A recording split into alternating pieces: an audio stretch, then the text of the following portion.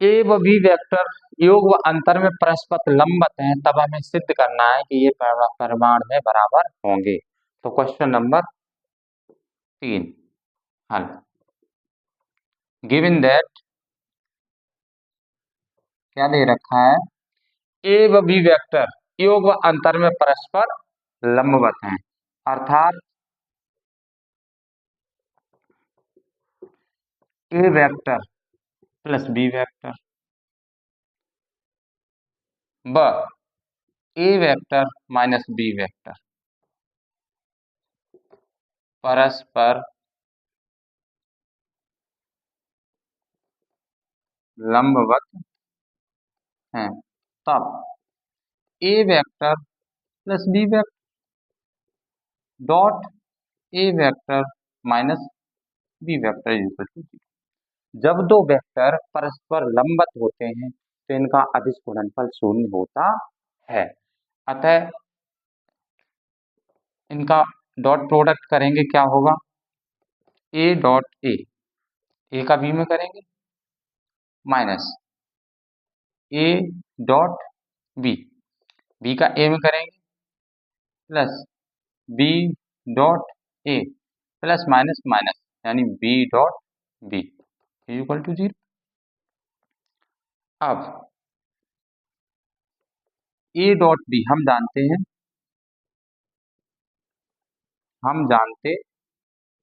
हैं क्या, A dot B equal to B dot, अर्थात ये इसके बराबर होगा।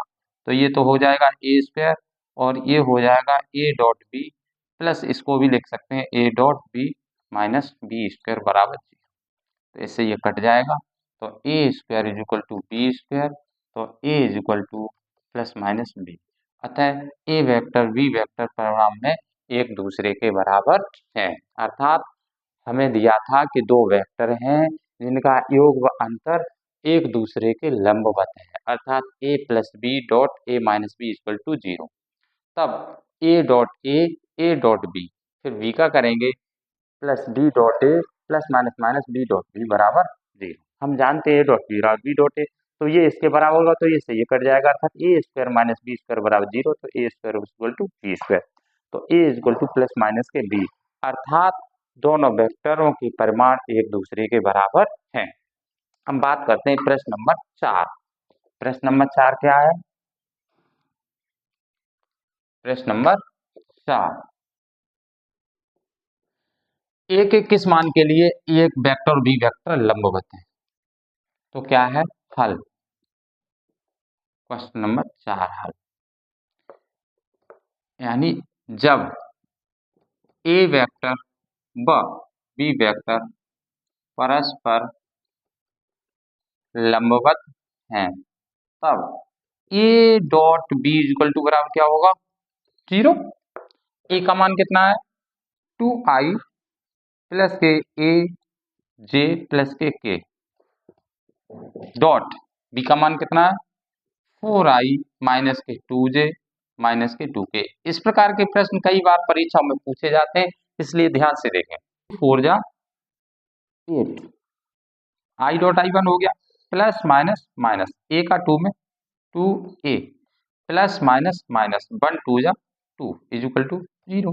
तो आपका ये हो जाएगा माइनस के 2a और 8 में से 2 गए तो प्लस के 6 इज इक्वल टू 0, अर्थात माइनस के 2a is equal to minus के 6, माइनस से माइनस कर दिया, तो a इज इक्वल टू 6/2, अर्थात a इज इक्वल टू 3, अर्थात a का मान जब 3 होगा तब ए वेक्टर और बी वेक्टर परस्पर लंबवत होंगे। फिर से समझ लें, हमें दे रखा है ए और बी वेक्टर लंबवत है, तो ए का मान बताओ, तो हम जानते हैं ए और बी लंबवत है, तो ए डॉट बी बराबर 0, ए का मान ये हो गया, बी का मान ये हो गया।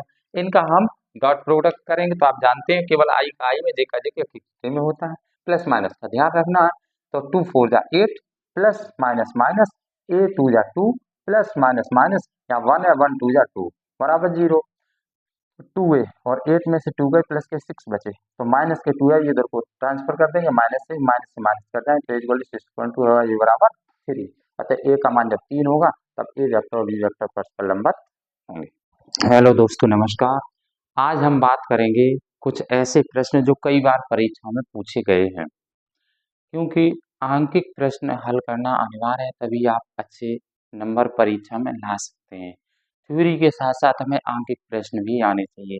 सारे आंकिक प्रश्न थ्योरी पर डिपेंड करते हैं, इसलिए हम पहले थ्योरी पढ़ाते हैं, फिर आपको आंकिक प्रश्न बताते हैं। तो आइए, आपके सामने दो प्रश्न है। पहला प्रश्न है, दो सदिश P व Q का परिणामी R है। यदि Q की दिशा उलट दे तो परिणामी S हो जाता है, तब सिद्ध करो R square plus S square equal to 2 कोष्टक में P square plus Q square. तो हम पहले प्रश्न को सॉल्व करते हैं।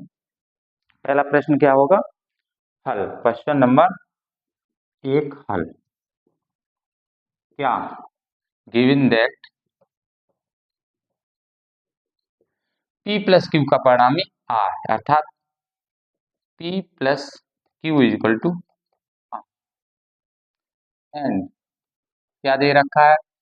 Q की दिशा उलट देने पर परिणामी R हो जाता है, S हो जाता है, अर्थात P minus Q equal to S.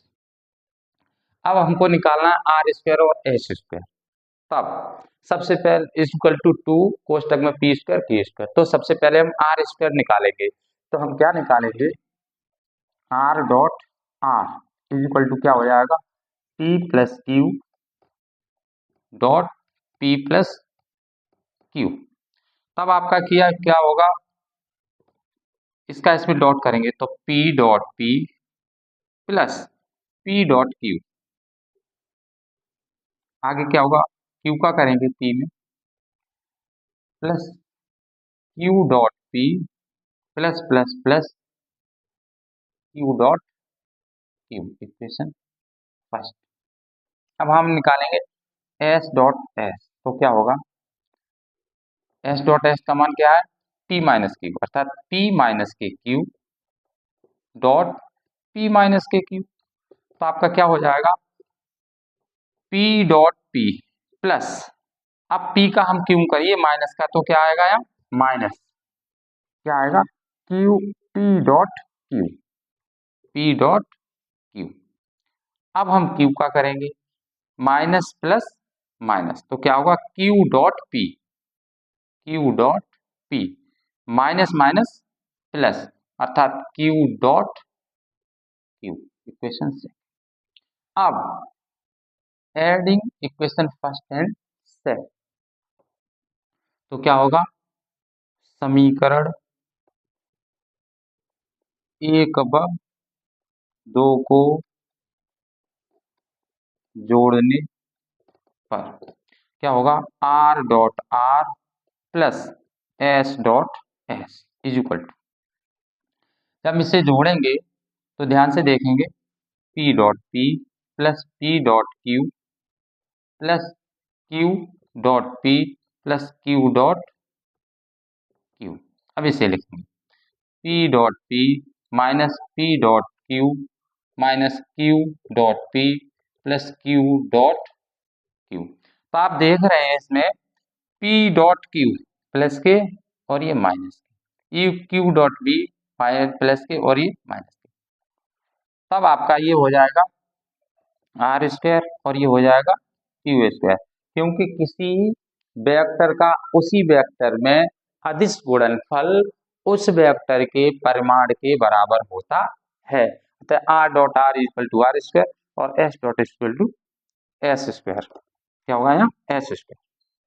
इसी प्रकार P dot P P square, Q dot Q Q square, यहाँ पे P dot P P square और Q dot Q Q square. तो हो जाएगा ये एक पी टू पी स्क्वायर और ये टू क्यू स्क्वायर। तो R square plus S square equal to, दो कॉमन ले लेंगे, पी स्क्वायर प्लस के Q square. That is solve. फिर से आप समझ ले, दो सदिश पी क्यू का परिणामी आर है, क्यू की दिशा उलट देने पर परिणामी एस हो जाता है, तब हमें सिद्ध करना ही है। तो हमें दे रखा है P plus Q equal to R, P plus minus के क्यू अर्थात P minus Q equal to S. अब हमें आर स्क्वायर और एस स्क्वायर सिद्ध करना है, तो सबसे पहले हम आर स्क्वायर निकालें, यानी आर डॉट आर। तो क्या होगा? P plus Q dot P plus Q. तो पी का पी में पी डॉट पी, फिर क्यू में पी डॉट क्यू, ऐसे क्यू का क्यू डॉट पी और क्यू डॉट क्यू। इसी प्रकार इसको निकाल लेंगे और हम इन दोनों समीकरणों को जोड़ेंगे तो देखते हैं ये इससे कट गया, ये इससे कट गया, क्या बचा पी डॉट पी और Q dot Q, P dot P Q dot Q. तो R dot R S square, वो R dot R R square S dot S square, ऐसे P dot P square, Q dot Q Q square, P dot P square, Q dot Q square. तो ये हो गया 2p square plus 2q square. तो R square S square equal to 2 common ले लेंगे, P square plus Q square. इसके बाद हम सवाल बात करते हैं क्वेश्चन नंबर 2 की। क्वेश्चन नंबर 2 क्या दे रखा है? क्वेश्चन नंबर 2 हल। आपको देख रखा है एक पिंड पर 10 न्यूटन का बल लगाया जाता है, यानी F इक्वल टू 10 न्यूटन और 60 डिग्री कोण बनाते हुए 5 मीटर विस्थापित होता है। थीटा इक्वल टू 60 डिग्री और S इक्वल टू 5 मीटर। तो बल दिया गया, बल द्वारा किया गया कार्य W equal to F dot S, अर्थात W to F S cos theta. तो F का मान कितना है 10, S का मान कितना है 5 और cos 30। तो आपका 10 10 इंटू 5 इंटू कॉस 30 का मान 1/2, 2 से 2 5 जा 10, 5 5 जा 25 जूल। ये हो गया आपका बल द्वारा किया गया का। अब आपके अच्छे से समझ में हो गया, फिर से समझ लें। एक पिंड पर 10 न्यूटन का 10 न्यूटन 60 डिग्री कोण में थीटा बराबर 60 डिग्री और 5 मीटर विस्थापित होता है, एस बराबर 5। तो डब्ल्यू बराबर F dot S, F S cos theta, F का मान ये, एस का मान कॉस थीटा 30। तो 10 इंटू 5 इंटू 1/2, 2 से 5 5 5 25, यानी डब्ल्यू बराबर 25। सवाल आपके लिए बहुत ही महत्वपूर्ण हो सकता है। इस तरीके के प्रश्न अक्सर परीक्षा में पूछे जाते हैं। क्या है? एक तोप का गोला है, क्षैतिज से 45 डिग्री कोण बनाते हुए 150 मीटर दूर स्थित मीनार की ओर दागा जाता है, जो मीनार की चोटी को स्पर्श करते हुए मीनार से 50 मीटर दूर जाकर गिरता है। तब हमें मीनार की ऊंचाई ज्ञात करनी है। इसके लिए सबसे पहले हम चित्र बनाएंगे। हमने मान लिया एक ये मीनार है, ठीक है। अब ये जो प्रक्षेपण बिंदु से कितनी दूर है 150 मीटर, यानी यहां से। अब यहां से गोला दागा जाता है जो मीनार की चोटी को छूता है और 45 डिग्री पे दागा जाता है और मीनार से 50 मीटर दूर जाकर गिरता है, यूं गिरता है। तब हमें मीनार की ऊंचाई एच ज्ञात करनी है। अब हमें क्या क्या दे रखा है? ये प्रक्षेपण बिंदु O है, ये O डैश है। तो यहाँ तक की दूरी हो गई 200, यानी ये हो गया आपका परास R, क्या हो गया बराबर R। तो हमें थीटा इज इक्वल टू दे रखा है 45 डिग्री थीटा 0 और R is equal to 200 metre. तब हमें सबसे पहले ऊंचाई निकालने के लिए वेग चाहिए, तो हम फॉर्मूला R का लेंगे। तो R इज इक्वल टू होगा, क्या होगा, U square sine 2 theta 0/g। तो R का मान है 200, U स्क्वायर और साइन थीटा का मान 45 से 45 90 हो जाएगा अपॉन जी। तो साइन 90 का जी का मान भी 10 है।